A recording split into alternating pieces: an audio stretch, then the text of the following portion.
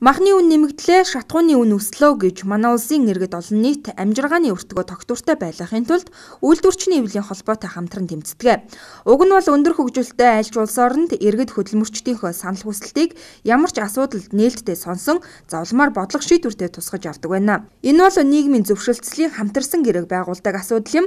За сүүлийн хугацаанд дээрх асуудалд олон нийтэд үйлчлэх байгууллага, аж ахуй нэгж бүр баггүй анхаарч Монголын үйлдвэрчний эвлийн холбоотой хамтарсан гэрэг үзгэлдэг болоод байна. За хамгийн сүүлд гэхэд Монгол улсын 21 аймгаас нэр бүхий хэдэн аймагуд дээрх гэрээг байгуулж, за хөдөлмөрчин иргэдийнхээ санал бодлыг илүү түлхүүс сонсож байхаар болжээ. Харамсалтай нь үндэсний дээд түвшиндээ нийгмийн түншлэл хөгжөөд бас хоорондоо гэрээ хэлцээрийн хүрээнд тодорхой ажлуудыг хийж байна. Харин зөрчил дутагдал хаана гарч ирнэ гэвэл аж ахуй нэгж байгууллага дээр ялангуяа орон нутаг салбарын түвшинд түлхүү гардаг.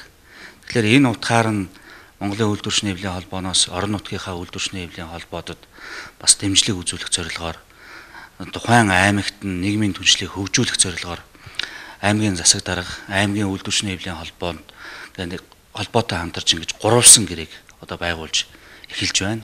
За хөдөө орон нутагт уул уурхай, хайгуул, олборлолтын чиглэлээр нэгж компаниуд идэвхтэй үйл ажиллагаа явуулах болсон. За ийм дүүнтэй холбоотой үүсдэг олон асуудлыг хамтран шийдвэрлэх, түүнд хяналт тавин ажиллахыг Монголын үйлдвэрчний эвлийн холбоонд аймаг бүрээс санал тавьж байна.